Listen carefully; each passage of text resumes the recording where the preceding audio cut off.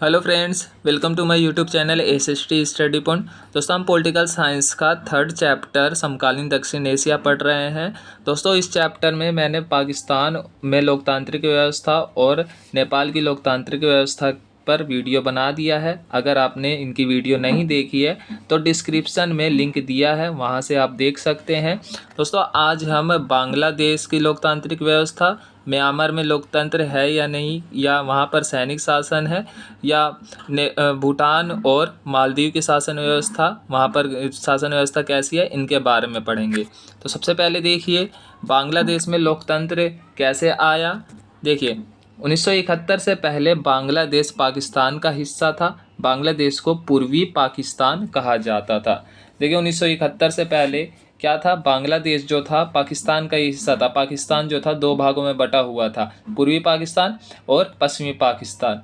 पश्चिमी पाकिस्तान देखिए जो अभी पाकिस्तान के रूप में है, ठीक है, और पूर्वी पाकिस्तान वो जो अब वर्तमान में बांग्लादेश बन चुका है, ठीक है। इसके बाद देखिए, पूर्वी पाकिस्तान में बंगाल और असम के कुछ क्षेत्र शामिल थे। जो पूर्वी पाकिस्तान था, जिसे हम वर्तमान में बांग्लादेश कह रहे हैं, उसमें बंगाल और असम के कुछ क्षेत्र शामिल थे, ठीक है। बंगाल और असम के पास ही तो है ये बांग्लादेश, ओके।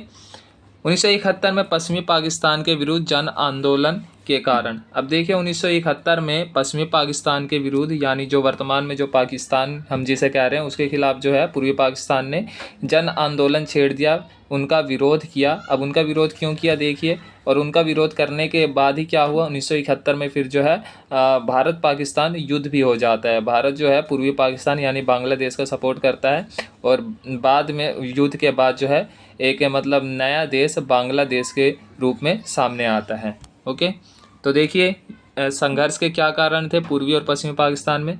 पूर्वी पाकिस्तान पर उर्दू भाषा को थोपना और पश्चिमी पाकिस्तान के दबदबे को स्थापित करने का प्रयत्न करना। जो पश्चिमी पाकिस्तान था, जिसे आज हम पाकिस्तान कह रहे हैं, वो जो था पूर्वी पाकिस्तान पर अपनी संस्कृति थोप रही थी, अपनी संस्कृति थोप रही थी, यानी उर्दू थोप रही थी उन पर। और वो जो थे बांग्लादेश जो थे बंगाली ज़्यादा बोलते थे, तो उनके जो है संस्कृतियों का की अवहेलना कर रहे थे, ठीक है। तो इसका विरोध किया उन्होंने, पूर्वी पाकिस्तान वालों ने।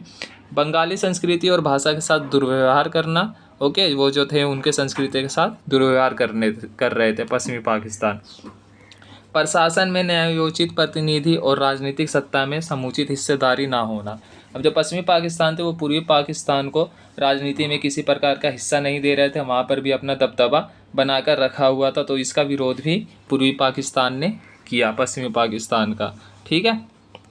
इसके बाद देखिए, यहाँ के लोगों ने इसका विरोध किया और पश्चिमी पाकिस्तान के खिलाफ जन आंदोलन शुरू किया, जिसका नेतृत्व शेख मुजीबुर रहमान कर रहे थे। अब पूर्वी पाकिस्तान वालों ने पश्चिमी पाकिस्तान का विरोध किया, एक आंदोलन छेड़ दिया। तो इस आंदोलन का नेतृत्व कौन कर रहे थे, जो पूर्वी पाकिस्तान के शेख मुजीबुर रहमान कर रहे थे। इन्होंने पूर्वी पाकिस्तान के लिए स्वायत्तता की मांग की। इन्होंने पूर्वी पाकिस्तान के लिए क्या किया, शेख मुजीबुर रहमान ने स्वायत्तता यानी कुछ छूट की मांग की, कि उनको जो है कुछ रियायत दी जाए।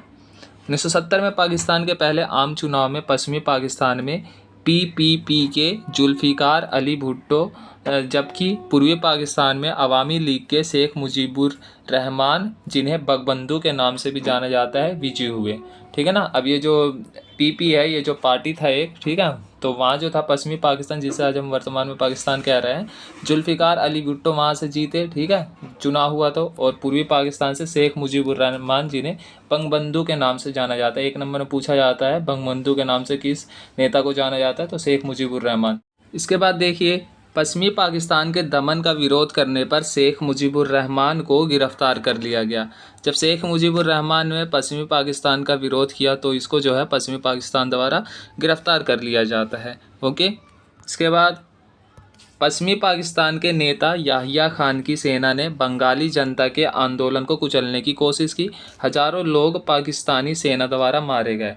अब जो याहिया खान थे, इन्होंने जो है आंदोलन को शांत करने के लिए जो है ज़बरदस्ती किया, गलत तरीका अपनाया, सैनिक तरीका अपनाया, जिससे क्या हुआ, हजारों लोग जो है पाकिस्तानी सेना द्वारा मारे गए, ओके।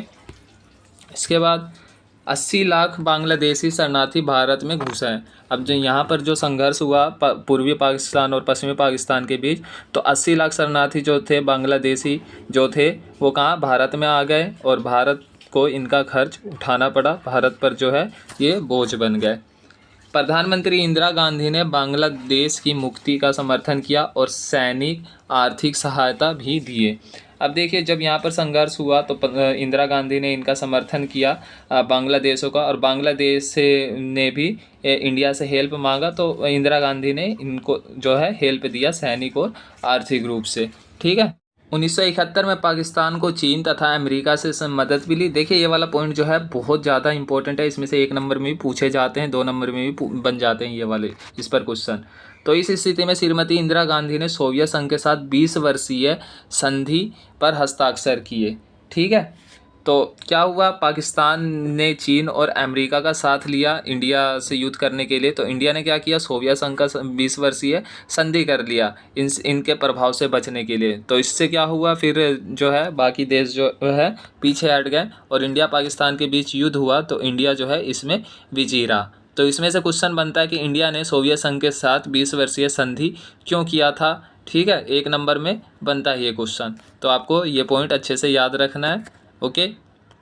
इसके बाद 1971 में पाकिस्तान ने भारत के खिलाफ पूर्णव्यापी युद्ध छेड़ दिया। इस युद्ध में भारत विजयी रहा। अब 1971 में देखिए भारत और पाकिस्तान के बीच तीसरा युद्ध हो जाता है, जिसमें क्या होता है, भारत जो है तीसरी बार भी विजयी रहता है।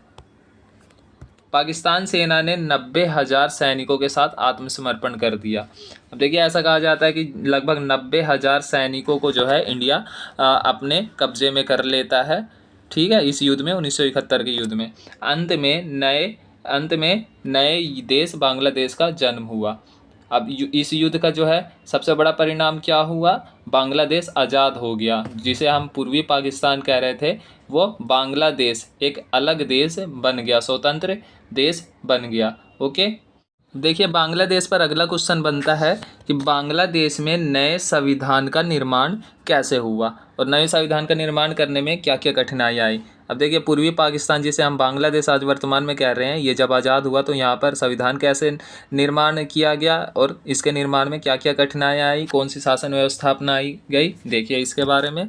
ठीक है, यहाँ पर जो है सैनिक और लोकतंत्र का मिला जुला शासन रहा है। जैसे हमने पाकिस्तान में पढ़ा था, वहाँ पर भी सैनिक और धर्म गुरुओं का दबदबा रहा है और लोकतंत्र भी कभी कभी स्थापित हुआ। वैसे ही बांग्लादेश में भी सैनिक और लोकतंत्र का मिला जुला शासन व्यवस्था देखने को मिला है। तो देखिए पहला पॉइंट, स्वतंत्र होने के बाद बांग्लादेश ने अपना संविधान बनाया और बांग्लादेश को धर्मनिरपेक्ष, लोकतांत्रिक व समाजवादी देश घोषित किया गया। ठीक है, इसे धर्मनिरपेक्ष मतलब कई धर्म के लोग यहाँ रहते होंगे। ठीक है, इसलिए धर्मनिरपेक्ष घोषित किया गया। हमारा इंडिया भी धर्मनिरपेक्ष राज्य है। लोकतांत्रिक और समाजवादी देश इसे घोषित किया गया जब यह आज़ाद हुआ। ओके। इसके बाद देखिए 1975 में शेख मुजीबुर रहमान द्वारा बांग्लादेश के संविधान में संशोधन किया गया और संसदीय प्रणाली की जगह अध्यक्षात्मक शासन व्यवस्था को अपनाया गया। देखिए 1975 में शेख मुजीबुर रहमान जो वहाँ के नेता थे, उन्होंने संशोधन किया और संसदीय शासन व्यवस्था की जगह कौन सा शासन व्यवस्था अपनाया, अध्यक्षात्मक शासन व्यवस्था। अध्यक्षात्मक शासन व्यवस्था क्या होता है, राष्ट्रपति शासन व्यवस्था, जो अमेरिका में इस टाइम है, वर्तमान समय में अमेरिका में है अध्यक्षात्मक शासन ही। इसमें क्या होता है, राष्ट्रपति को सर्वोच्च माना जाता है बजाय प्रधानमंत्री के। ओके। इसके बाद देखिए अवामी लीग को छोड़कर अन्य सभी दलों को समाप्त कर दिया गया। जो बांग्लादेश का अवामी लीग था, ठीक है ना, इसको छोड़कर बाकी जो छोटे छोटे अन्य दल थे उन सबको समाप्त कर दिया जाता है। इसके बाद इसका परिणाम तनाव और संघर्ष के रूप में आया। अब जब ये सब किया जाता है, शासन व्यवस्था को बदला जाता है, कई दलों को अंत किया जाता है, तो इसके बाद क्या होता है, इसका परिणाम क्या निकलता है, यहाँ पर तनाव और संघर्ष का रूप या तनाव और संघर्ष का जन्म होता है बांग्लादेश में। सेनाओं द्वारा शेख मुजीबुर रहमान की हत्या की गई। इसके बाद जो है संघर्ष जब होता है तो मुजीबुर रहमान की हत्या कर दी जाती है सेनाओं द्वारा। अब जब इसकी हत्या होती है तो कौन आता है शासन व्यवस्था में, देखिए इसके बाद जियाउर रहमान, ठीक है ना, अगस्त 1975 में सैनिक शासक बने। ठीक है, एक मतलब यहाँ पर बांग्लादेश में जो है जियाउर रहमान के नेतृत्व में सैनिक शासन की स्थापना होती है। ठीक है, और इन्होंने क्या किया, बांग्लादेशी नेशनल पार्टी की स्थापना की। ठीक है, जियाउर रहमान की भी हत्या की गई और जनरल HM इरशाद के नेतृत्व में सैनिक शासन आया। अब जियाउर रहमान की भी हत्या कर दी जाती है और फिर HM इरशाद के नेतृत्व में भी यहाँ पर सैनिक शासन स्थापित होती है। ठीक है, जनता द्वारा छात्रों ने इनका विरोध किया और 1990 में इनको अपना पद त्यागना पड़ा। जनता और छात्रों ने क्या किया, इन सैनिक शासन का विरोध किया और 1990 में जो HM इरशाद थे इनको जो है अपना पद त्यागना पड़ा। ठीक है, इसके बाद 1991 से अब तक यहाँ बहुदलीय चुनाव पर आधारित प्रतिनिधि मूलक लोकतंत्र कायम है। अब यहाँ पर जो है बहुदलीय शासन व्यवस्था स्थापित है, प्रतिनिधि मूलक लोकतंत्र कायम है। ठीक है, बहुदलीय शासन व्यवस्था वर्तमान समय में यहाँ पर स्थापित है। ओके, तो ये जो था यहाँ पर जो है शासन व्यवस्था के बारे में था कि बांग्लादेश में कैसी शासन व्यवस्था है, लोकतंत्र है या सैनिक शासन व्यवस्था है। ओके दोस्तों बांग्लादेश पर जो अगला क्वेश्चन बनता है वो देखिए कौन सा है। भारत बांग्लादेश के बीच आपसी सहयोग और असहमति के मुद्दे, ये जो है काफ़ी इंपॉर्टेंट क्वेश्चन बनता है और एग्ज़ाम में हर साल 4 या 6 नंबर में पूछे भी जाते हैं। मोस्ट इंपॉर्टेंट लिखा हुआ भी है यहाँ, तो इसको अच्छे से याद कर लें। तो देखिए भारत और बांग्लादेश के बीच जो आपसी सहमति और आपसी सहयोग के जो मुद्दे हैं, देखिए कौन कौन से हैं। सबसे पहले देखिए आपसी सहयोग के मुद्दे, तो देखिए पहला इसमें पिछले 10 वर्षों में बांग्लादेश के साथ आर्थिक संबंधों में सुधार हुआ है। सबसे पहला जो आपसी सहयोग हुआ क्या हुआ, आर्थिक संबंधों में दोनों देशों के बीच सुधार हुआ है। इसके बाद दूसरा देखिए सहमति के मुद्दे, बांग्लादेश भारत के पूरब चलो की नीति का हिस्सा है। इस नीति के अंतर्गत म्यांमार के जरिए दक्षिण पूर्व एशिया से संपर्क साधने की बात है। बांग्लादेश जो है भारत के पूरब चलो की नीति का हिस्सा है। अब पूरब चलो की नीति का हिस्सा देखिए क्या है, इस नीति के तहत जो है पूर्व में जो देश रहते हैं जैसे थाईलैंड हो गया या फिर इंडोनेशिया, मलेशिया, फिलीपींस, सिंगापुर, ये सब जो है इन सब के जरिए जो है भारत अच्छे संबंध और देशों से बना सकता है। तो यह पॉइंट भी दोनों देशों के बीच आपसी सहयोग को बढ़ावा देता है। तीसरा देखिए आपदा प्रबंधन और पर्यावरण के मसले पर भी दोनों देशों ने निरंतर सहयोग किया है। आपदा प्रबंधन और पर्यावरण के मसले पर भी दोनों ने क्या किया है, सहयोग किया है। आपसी बातचीत द्वारा इन मसलों को सुलझाने का प्रयास किया है। ओके, इसके बाद देखिए आपसी असहमति के मुद्दे कौन कौन से हैं, जिन बातों को लेकर इन दोनों देशों के बीच नाराजगी है, असहमति के मुद्दे। अभी ऊपर जो हमने पढ़ा वो सहमति के मुद्दे थे, अब ये असहमति के मुद्दे हैं। ठीक है, तो दोनों को आपको याद करना है। तो असहमति के मुद्दे में देखिए पहला क्या है, बांग्लादेश और भारत के बीच गंगा और ब्रह्मपुत्र नदी के जल की हिस्सेदारी पर मतभेद है। अब देखिए गंगा और ब्रह्मपुत्र नदी के को लेकर जो है इन दोनों के बीच विवाद है, जल को बंटवारा को लेकर दोनों के बीच विवाद है, जल विवाद है। ठीक है, तो ये जो है असहमति के मुद्दे हैं दोनों देशों के बीच। उसके बाद देखिए दूसरा, भारत में अवैध प्रवास को लेकर दोनों में विवाद है। अब देखिए हमने 1971 का जो युद्ध हुआ था उसमें भी पढ़ा था कि बांग्लादेश से लगभग 80 लाख शरणार्थी जो थे भारत आकर बस गए थे, जिनका खर्च जो है भारत को उठाना पड़ा था, और वैसे भी बांग्लादेशी लोग जो है भारत आ जाते हैं। ठीक है ना, तो ये जो है दोनों देशों के बीच जो है निराशा का कारण भी बनता है। ओके, इसके बाद तीसरा देखिए बांग्लादेश भारत विरोधी इस्लामिक कट्टरपंथी जमातों को समर्थन करता है। अब देखिए भारत जो है बांग्लादेश पर आरोप भी लगाता है कि इस्लामी कट्टरपंथी को जो है बांग्लादेश जो समर्थन करता है, जिसको लेकर जो है भारत और बांग्लादेश के बीच नाराजगी है। ठीक है, उसके बाद चौथा देखिए भारतीय सेना को पूर्वोत्तर भारत में जाने के लिए अपने इलाके से रास्ता देने से इनकार करना आदि विवाद शामिल है। अब भारतीय सेना को जो है पूर्वोत्तर भारत में जाने के लिए रास्ता नहीं देता है बांग्लादेश, जिसके कारण दोनों देशों के बीच मतभेद है, असहमति बनी रहती है। ठीक है, तो ये जो थे सहमति और असहमति क्यों किन बातों को लेकर है भारत और बांग्लादेश के बीच। ठीक है, ये बहुत इंपॉर्टेंट क्वेश्चन है, इसको अच्छे से याद कर लें। ओके, अब इसके बाद देखिए जो है एक जो है इम्पोर्टेंट नोट है, ठीक है ना, जो याद होना चाहिए आपको। ठीक है, 1 नंबर या 2 नंबर में पूछ लिया जाता है, फरक्का विवाद। ठीक है, काफ़ी इंपॉर्टेंट है। यह विवाद बांग्लादेश और भारत से संबंधित है। 1 नंबर में क्वेश्चन भी पूछा जाता है कि फरक्का विवाद किन देशों से संबंधित है, तो आपको लिखना है बांग्लादेश और भारत से संबंधित है। ठीक है, इन 2 देशों के बीच ये विवाद विद्यमान है। तो ये विवाद देखिए है क्या, गंगा नदी के पानी में हिस्सेदारी के मसले पर भारत और बांग्लादेश के बीच फरक्का संधि पर हस्ताक्षर दिसंबर 1946 में हुआ। गंगा नदी को लेकर जो हुआ था, गंगा नदी के पानी में हिस्सेदारी के मसले पर जो भारत और बांग्लादेश के बीच जो विवाद था, उस विवाद को ख़त्म करने के लिए फरक्का संधि पर हस्ताक्षर किया गया था। किनके बीच? बांग्लादेश और भारत के बीच। कब किया गया था? 1996 में। ठीक है, तो ये जो था फरक्का विवाद था। ओके दोस्तों, अभी हमने बांग्लादेश की शासन व्यवस्था के बारे में पढ़ा। अब हम दक्षिण एशिया का देश मालदीव के बारे में पढ़ेंगे, वहाँ की शासन व्यवस्था के बारे में पढ़ेंगे। तो देखिए, मालदीव की राजनीतिक व्यवस्था। मालदीव 1968 तक सल्तनत हुआ करता था। 1968 तक क्या था? सल्तनत था, यहाँ राजाओं का शासन था। ठीक है, 1968 में यह एक गणतंत्र बना और शासन की अध्यक्षात्मक प्रणाली अपनाई गई। 1968 में क्या हुआ? फिर ये गणतंत्र बना और यहाँ पर कौन सी शासन व्यवस्था अपनाई गई? अध्यक्षात्मक शासन व्यवस्था अपनाई गई। अध्यक्षात्मक मतलब राष्ट्रपति शासन में यहाँ पर लागू की गई। ठीक है, तो ये जो है सन याद रखना आप कि ये जो है गणतंत्र कब बना था। ओके, इसके बाद देखिए 2005 के जून में मालदीव की संसद ने बहुदलीय प्रणाली को अपनाने के पक्ष में एकमत से मतदान किया। 2005 में यहाँ की संसद ने क्या आदेश दिया कि जो है बहुदलीय प्रणाली यहाँ पर अपनाया जाए। चुनाव जो लड़ेंगे, बहुत सारे दल लड़ेंगे, ठीक है ना, शासन व्यवस्था यहाँ पर अपनाई जाएगी। ठीक है, बहुदलीय प्रणाली व्यवस्था यहाँ पर लागू की गई। इसके बाद देखिए, मालदीवियन डेमोक्रेटिक पार्टी यानी एमडीपी का देश के राजनीतिक मामलों में प्रभुत्व है। ठीक है ना, जैसे यहाँ पर इंडिया में जो है कांग्रेस का लगभग कई सालों तक प्रभुत्व रहा था ना, वैसे ही इसका भी जो है मालदीव में एमडीपी का मालदीव में की राजनीतिक व्यवस्था में दबदबा बना हुआ रहता है। ओके, 2005 के चुनाव के पश्चात मालदीव में लोकतंत्र मजबूत हुआ है, क्योंकि इस चुनाव में विपक्षी दलों को कानूनी मान्यता दे दी गई है।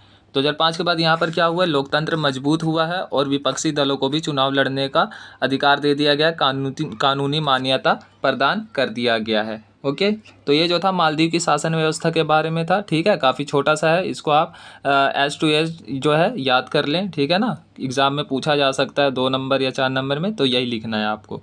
अब इसके बाद देखिए, हम पढ़ेंगे अब म्यांमार में भी सेना और लोकतंत्र, यानी म्यांमार की हम शासन व्यवस्था के बारे में पढ़ेंगे। देखिए, म्यांमार में भी लंबे समय तक सेना और लोकतंत्र का जो है तख्ता पलट होता रहा है। कभी लोकतांत्रिक व्यवस्था यहाँ पर स्थापित हो जाता है और कभी सेना, मतलब लगभग ज़्यादा टाइम तक सेना का ही यहाँ पर दबदबा रहा है। लोकतंत्र का जो है गला घोंटा गया है यहाँ पर। ठीक है ना, यहाँ पर स्थायी रूप से लोकतांत्रिक शासन स्थापित नहीं होने दिया गया है। लोकतंत्र के लिए यहाँ पर एक लंबा संघर्ष चला है। ओके, तो देखिए, म्यांमार को पहले बर्मा कहा जाता था। ठीक है ना, ये तो आपको पता ही होगा कि म्यांमार का पुराना नाम जो है बर्मा है। ठीक है, यह 1948 में ही औपनिवेशिक शासन से आज़ाद हुआ और इसने लोकतंत्र को अपनाया। औपनिवेशिक शासन मतलब क्या है? मतलब बाहरी शासन, जैसे हमारे देश पर जो है ब्रिटेन का शासन था, वैसे ही ये भी उपनिवेश था, किसी देश का इस पर दबदबा था। ठीक है, तो 1948 में ही औपनिवेशिक शासन से आज़ाद हुआ और इसने लोकतंत्र को अपनाया। आज़ाद होने के बाद इसने क्या किया? लोकतांत्रिक शासन व्यवस्था को अपने देश में लागू किया। ठीक है, लेकिन 1962 में सैनिक तख्तापलट से लोकतंत्र का अंत हुआ। मैंने बताया ना, यहाँ पर जो है सैनिक तख्तापलट होता रहता है। ठीक है, लोकतंत्र का अंत किया गया, सैनिक शासन यहाँ पर लागू कर दिया गया। ठीक है, उसके बाद देखिए 1990 में लगभग 30 वर्षों बाद पहली बार चुनाव कराए गए। इसके बाद क्या हुआ? 1990 में पहली बार यहाँ पर चुनाव करवाए गए। ठीक है, अब इसके बाद देखिए, आंग सान सू की की अगुवाई वाली नेशनल लीग फॉर डेमोक्रेसी ने चुनाव जीते। अब यहाँ पर जब चुनाव हुआ तो आंग सान सू की जो है नेतृत्व कर रही थी किस पार्टी का? नेशनल लीग फॉर डेमोक्रेसी का नेतृत्व कर रही थी और इनकी जो है सरकार बनती है जब यहाँ पर चुनाव होते हैं तो।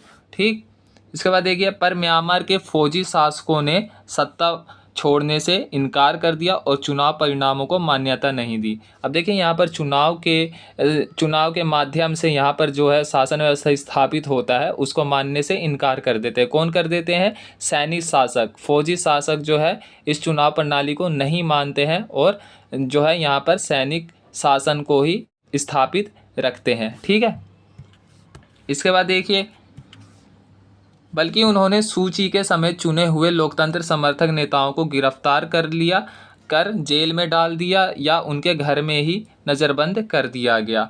ठीक है। अब देखिए इन्होंने जो है लोकतांत्रिक शासन व्यवस्था स्थापित करने के बजाय, ये जो सैनिक शासक थे इन्होंने लोकतांत्रिक को मानने के बजाय इन्होंने क्या किया, सूची जो नेता थे, ठीक है ना, उनको गिरफ्तार कर लिया, लोकतंत्र समर्थक नेताओं को भी गिरफ्तार कर लिया जो लोकतंत्र का समर्थन कर रहे थे, और उनको नज़रबंद कर दिया गया, ठीक है ना, जेल में डाल दिया गया उनको, ठीक है।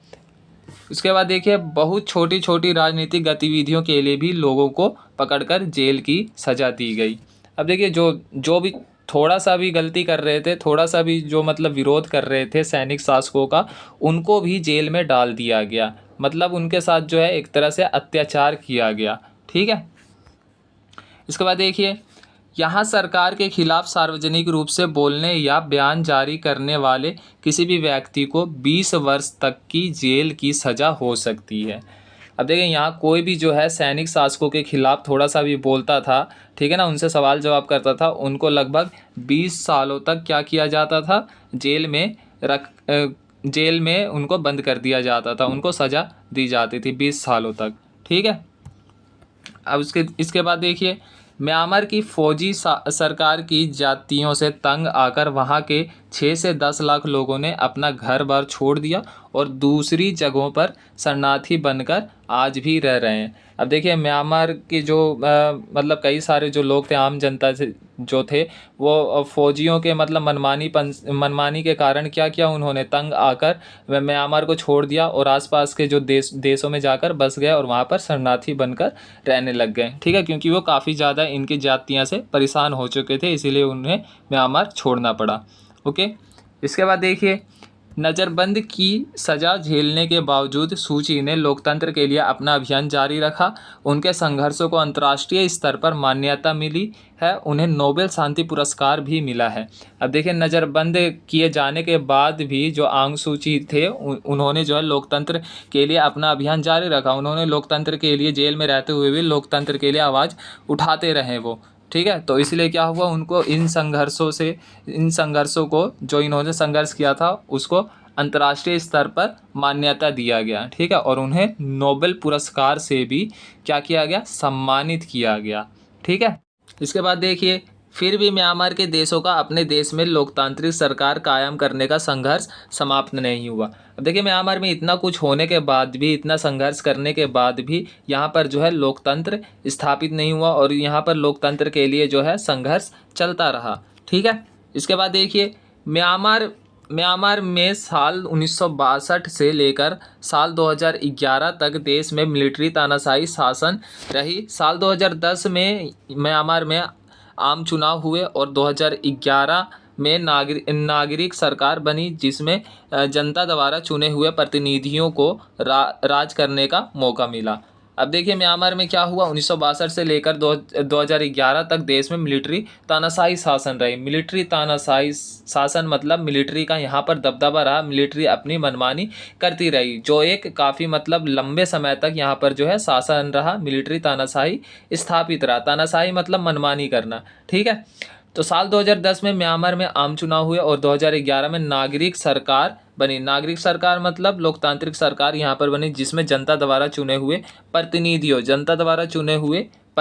यानी जनता द्वारा चुने हुए नेता को राज करने का मौका मिला, ठीक है।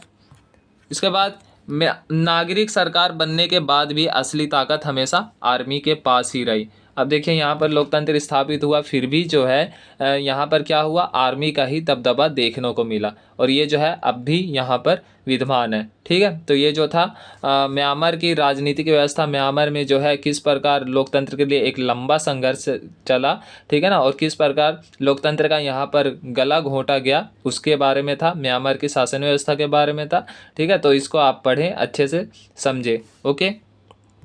इसके बाद देखिए भूटान की शासन व्यवस्था, म्यांमार पढ़ लिया हमने, मालदीव पढ़ लिया, बांग्लादेश पढ़ लिया। अब देखिए भूटान की शासन व्यवस्था।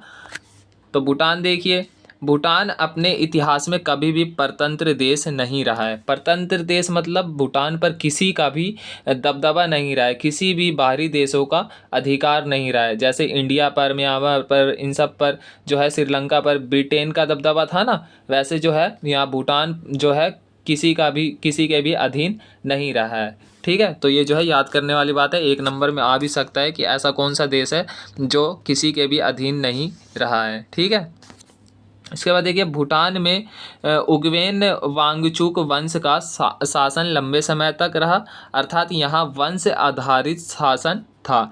ठीक है ना, यहाँ पर जो है एक वंश था वांगचुक वंश, ठीक है ना, जिसका लंबे समय तक जो है यहाँ पर शासन रहा, वंश आधारित शासन रहा, इसी वंश का जो है यहाँ पर लंबे समय तक राज रहा।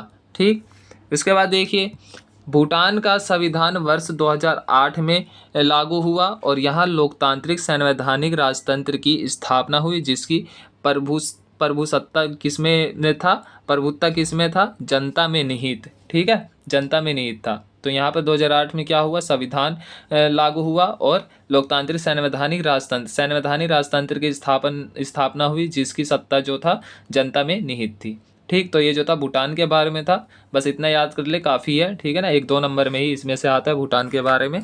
ओके, अब इसके बाद देखिए कुछ जो है इंटरनेशनल बाउंड्री लाइन है जो देशों को जो है अलग करती है। ठीक है ना, important international boundary lines between countries. तो देखिए रेड क्लिफ रेखा किन 2 देशों को डिवाइड करती है, ये जो है इंटरनेशनल डिवाइडर लाइन है जो 2 देशों को अलग करती है। ठीक है, काफ़ी इंपॉर्टेंट है, 1-1 नंबर में पूछे गए हैं, इसीलिए मैं ये भी आपको बता दूं। ठीक है, तो सबसे पहले देखिए रेड क्लिफ रेखा है। रेड क्लिफ रेखा जो है किन 2 देशों को अलग करती है, किन 2 देशों के बीच है, इंडिया और पाकिस्तान के बीच। ठीक है ना, कौन सा इंटरनेशनल बाउंड्री है, रेड क्लिफ लाइन है। ठीक है, तो ये आपको याद रखना है सही से। ठीक है, उसके बाद देखिए मैकमोहन रेखा, मैकमोहन लाइन देखिए किन 2 देशों को अलग करता है, किन 2 देशों के बीच है, इंडिया और चीन के बीच। ठीक है ना, इन दोनों को जो अलग करने वाला इंटरनेशनल बाउंड्री है मैकमोहन लाइन है। ठीक है, उसके बाद देखिए डुरंड रेखा देखिए। ठीक है, डुरंड रेखा किसके बीच है, पाकिस्तान तथा अफगानिस्तान के बीच है। ठीक है ना, पाकिस्तान और अफगानिस्तान को अलग करने वाला जो इंटरनेशनल बाउंड्री है वो है डुरंड रेखा। तो ये सब जो है काफ़ी इंपॉर्टेंट है, 1-1 नंबर में काफ़ी ज़्यादा पूछे जाते हैं। ओके दोस्तों, तो ये जो था आज का हमारा वीडियो था, समकालीन दक्षिण एशिया से संबंधित ये टॉपिक थे। ठीक है ना, बांग्लादेश की शासन व्यवस्था, भूटान की शासन व्यवस्था, म्यांमार, ठीक है, और फिर उसके बाद मालदीव्स के बारे में हमने पढ़ा। ये सब जो है इंपॉर्टेंट क्वेश्चन भी है, इन्हीं में से बनते हैं, काफ़ी ज़्यादा एग्जाम में पूछे भी जाते हैं इन्हीं में से। ठीक है दोस्तों, तो इनको आप अच्छे से पढ़ें और ऐसे ही पॉइंट्स में पढ़ें। ठीक है ना, अच्छे से समझें। ठीक, और एग्ज़ाम में लिख कर आएँ ताकि आपको अच्छे मार्क्स मिलें। ओके, तो दोस्तों ये वीडियो आपको कैसी लगी, वीडियो अच्छी लगी हो तो वीडियो को लाइक करें, कमेंट करके बताएं, और अगर आप नए हैं तो चैनल को सब्सक्राइब ज़रूर करें। SST study point channel subscribe ज़रूर करें।